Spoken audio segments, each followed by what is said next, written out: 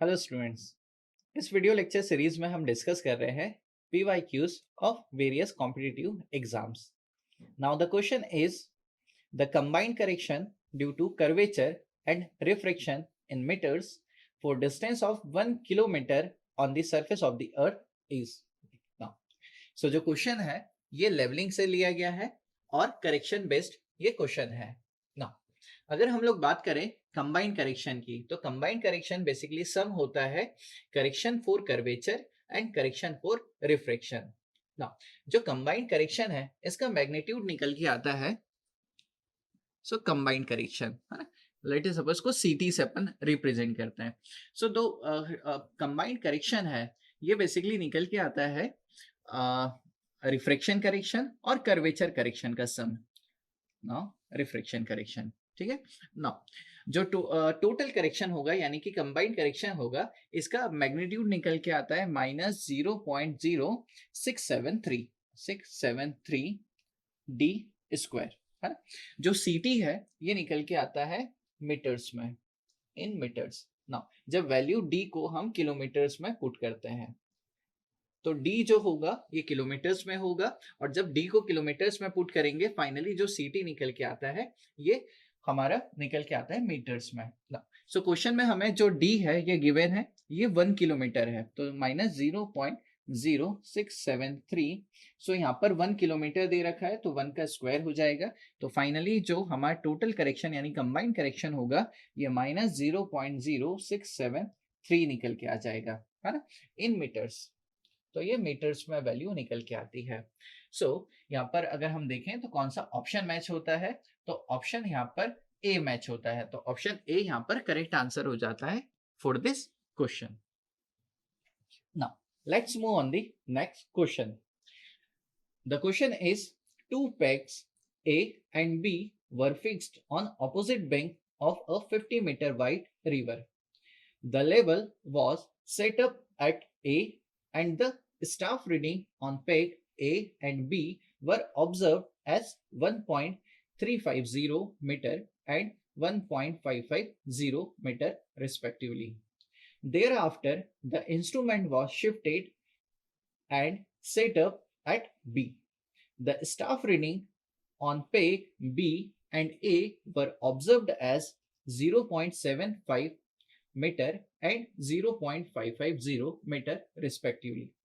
If the reduced level of peg A is 100.2 meter, the reduced level of peg B is.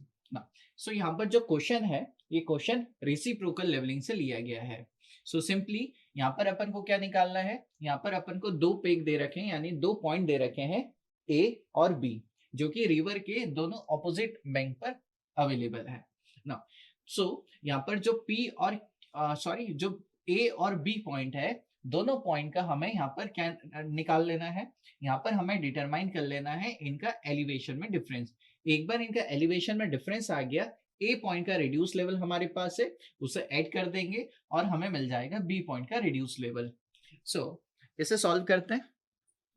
Solution ना, सो कैसे हम इस difference को निकाल सकते हैं, तो इस डिफरेंस को अपन निकाल लेंगे कुछ इस तरीके से। सो ये बेसिकली सम हो जाएगा, है ना, हाफ ऑफ दी सम हो जाएगा। किसका सम? सम हो जाएगा जब हमारा इंस्ट्रूमेंट पॉइंट ए पर है और ए और बी पर लेवलिंग स्टाफ की जो रीडिंग ली है, प्लस जो स्टेशन बी है जब वहां पर हमारा इंस्ट्रूमेंट होगा और बी और ए पर जो रीडिंग लेंगे, है ना, और इन दोनों रीडिंग का जो सम होगा डिवाइड बाय 2 कर देंगे अपन ना। तो सारी रीडिंग्स है ही अपने पास, तो वैल्यूज को यहाँ पर अपन क्या करते हैं, यहाँ पे निकाल लेते हैं। चलिए, तो ये हो जाएगा। सो अगर मैं फॉर्मूला वाइज को लिख दूं तो लेट अस सपोज इसे हम लिख सकते हैं B1 माइनस A1 प्लस ये हो जाएगा B2 minus A2, B2 minus A2, है ना। सो डिफरेंस हो गया वैल्यूज का, और उसको ऐड किया और डिवाइड बाय 2 कर देते हैं ना। B1 भी है, A1 भी है ना। तो ये क्या हो जाएगा, B1 क्या हो गया, जब हमारा इंस्ट्रूमेंट स्टेशन A पर है तब हम लोगों ने, है ना, पहली स्टेशन यानी पहली पोजीशन से जो A पर और B पर, है ना, जो रीडिंग ली वो है, और A2 और B2 बता रहा है कि जब इंस्ट्रूमेंट हमारा B पर था तब हम लोगों ने A स्टेशन और B स्टेशन पर लेवलिंग स्टाफ की जो रीडिंग ली उसे यहाँ पर ये रिप्रेजेंट कर रहे हैं।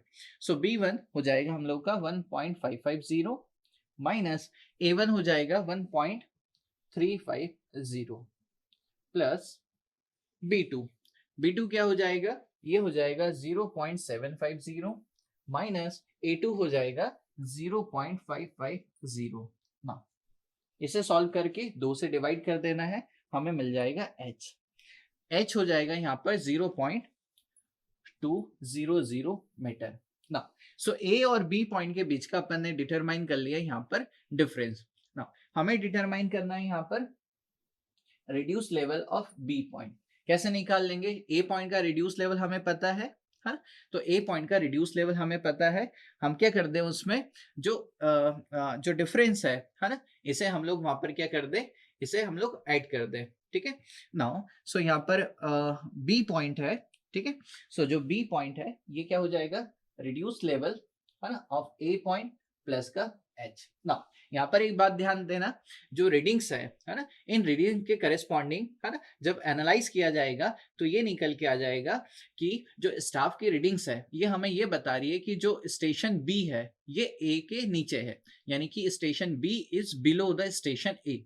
क्योंकि स्टेशन बी जो है वो बिलो द ए है, यानी कि जो एच है ये हमारी नेगेटिव वैल्यू निकल के आई। सो यहाँ पर जो एच है ना, सो यहाँ पर हम क्या करेंगे, इसे नेगेटिव साइन के साथ यूज करेंगे।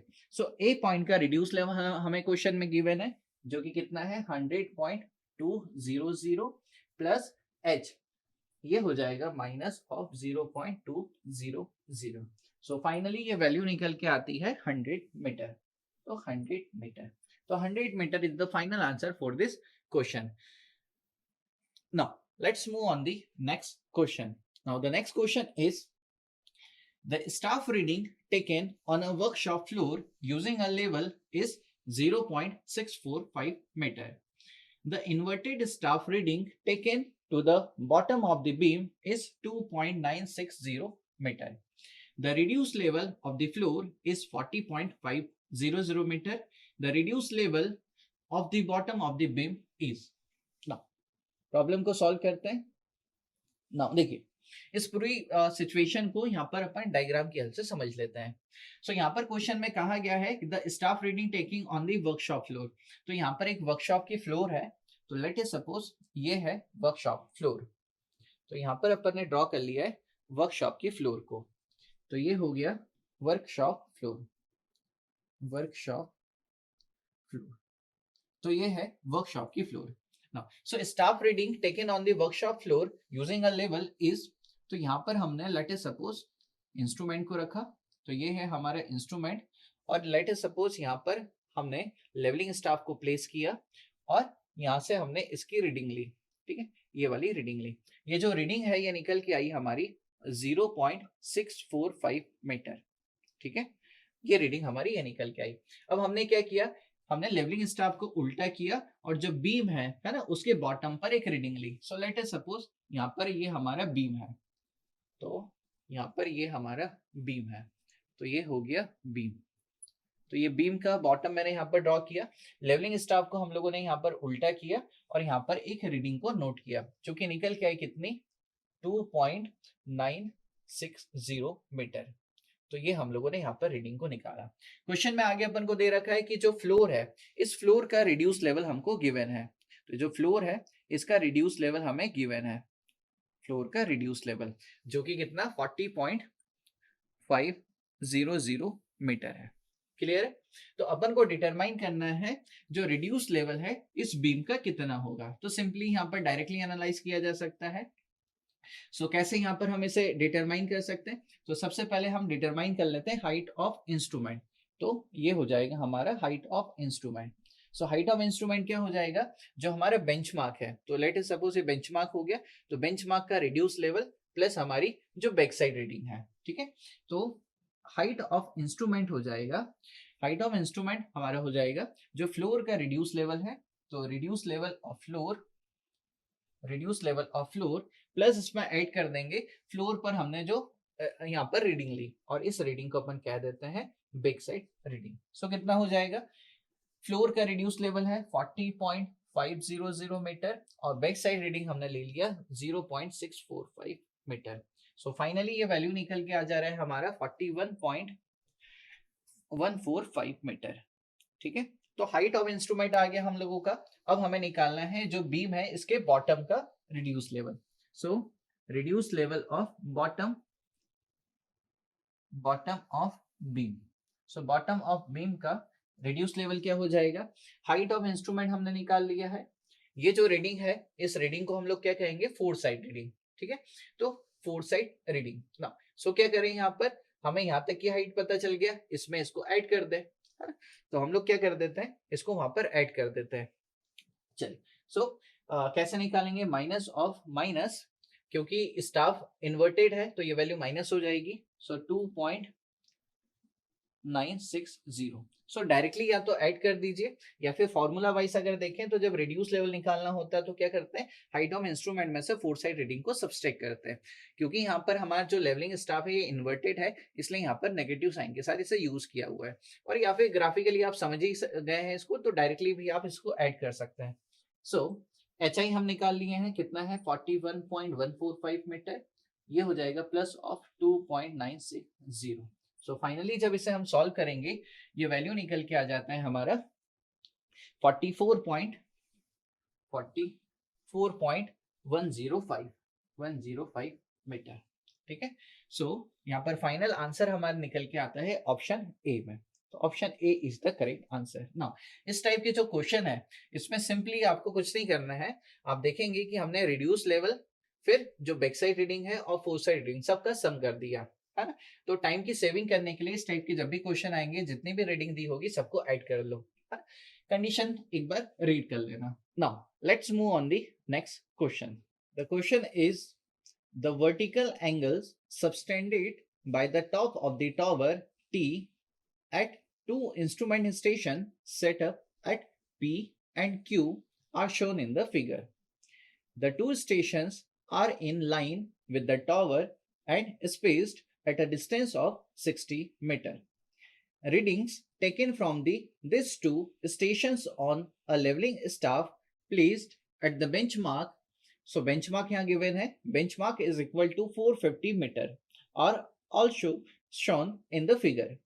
The reduced level of the top of the tower expressed in meter is.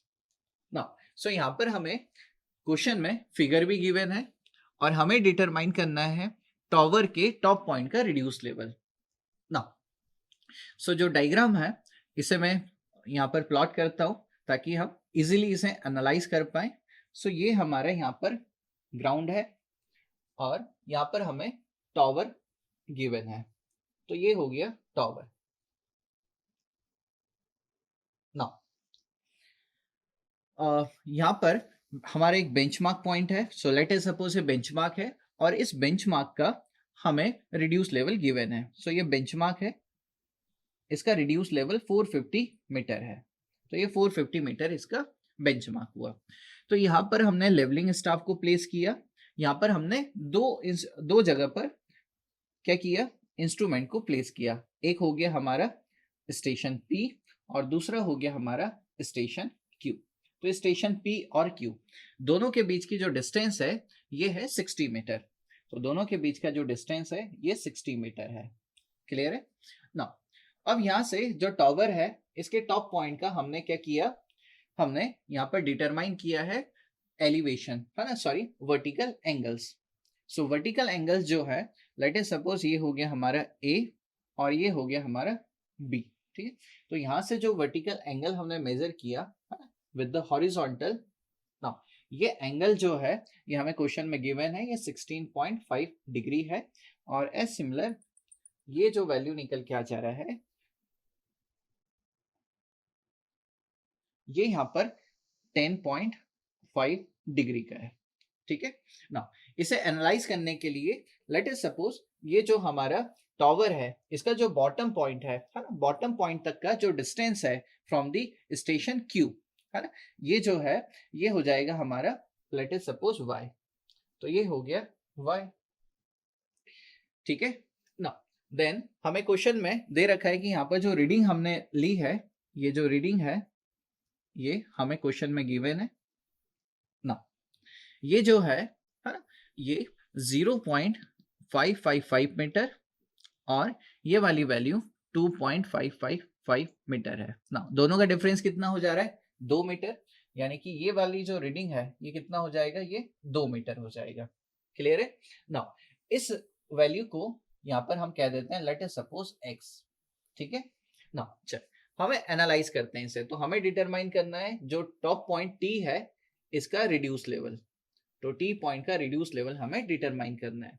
तो सिंपली यहाँ पर सिमिलर ट्राइंगल मेथड से हम इस प्रॉब्लम को सॉल्व कर सकते हैं। सो जो प्रॉब्लम है बेसिकली वो थियोडोलाइट से है, बट सिमिलर ट्राइंगल से इसको इजीली हम यहाँ पर सॉल्व कर सकते हैं। क्लियर है?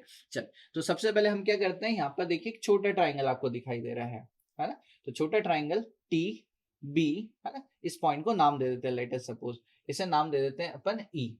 तो in triangle T B E, so in triangle T B E, so T B E E triangle में हम टेन थीटा लगा देते हैं।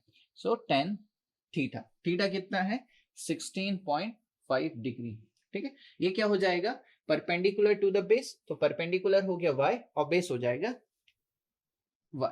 ठीक है, सो परपेंडिकुलर हो गया x और बेस हो गया y ना। यहाँ पर क्या करते हैं हम? यहाँ पर y की वैल्यू को डिटरमाइन कर लेते हैं। तो y जो हो जाएगा ये हो जाएगा 3.3759 मल्टीप्लाई बाय x।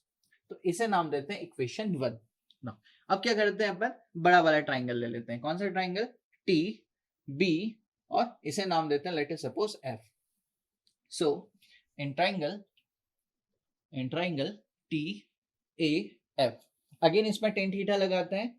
तो ये हो जाएगा टेन थीटा। थीटा कितना है यहाँ पर? 10.5। तो 10.5 क्या हो जाएगा? अगेन ये परपेंडिकुलर। परपेंडिकुलर कितना हो जाएगा बड़े ट्राइंगल का? x plus 2 metre. तो ये हो जाएगा x plus 2 metre divide by base. Divide by base, इसका बेस कितना हो जाएगा? ये हो जाएगा 60 प्लस y। तो ये हो जाएगा 60 प्लस y ना। अगेन अपन क्या करते हैं, इसको सॉल्व करते हैं। तो 10.5 कितना हो जाएगा? ये वैल्यू हो जाएगा हमारा 0.1853। देन हम यहाँ पर क्या कर सकते हैं? y की वैल्यू को यहाँ पर पुट कर देंगे। जब y की वैल्यू को यहाँ पर पुट कर देंगे तो इस पूरी इक्वेशन से हम डिटरमाइन कर सकते हैं x को। सो ऐसा करने पर जो x की वैल्यू है ये निकल के आती है 24.3568 मीटर। तो यहाँ पर हमने डिटरमाइन कर लिया किसे? x को। एक बार हमें x पता चल गया, ये हमें पता चल गया, अब फाइनली हम डिटरमाइन कर सकते हैं टी पॉइंट के रिड्यूस लेवल को। सो टी पॉइंट का रिड्यूस लेवल क्या हो जाएगा? टी पॉइंट का रिड्यूस लेवल हो जाएगा, देखिए बेंचमार्क का रिड्यूस लेवल हमें पता है कितना है? 450 मीटर प्लस, अब हम क्या कर लेते हैं? अब हम डिटरमाइन कर लेते हैं यहाँ तक का, है ना? तो यहाँ तक का अपन को हाइट पता है ना? कितना हो जाएगा? ये हो जाएगा 2.555 प्लस, यानी कि ई पॉइंट तक का अपन को रिड्यूस लेवल पता चल गया। अब इसमें ऐड कर देते हैं अपन एक्स की वैल्यू। एक्स की वैल्यू कितनी है? 24.3568 मीटर। सो फाइनली अपन को यहाँ मिल जाएगा टावर के टॉप पॉइंट का रिड्यूस लेवल, जो कि निकल के आ जा रहा है 476.9 मीटर। ठीक है, सो फाइनली यहाँ पर जो आंसर निकल के आ जा रहा है वो 476.9 मीटर। सो ये फाइनल आंसर हो जाएगा इस क्वेश्चन का। Thank you.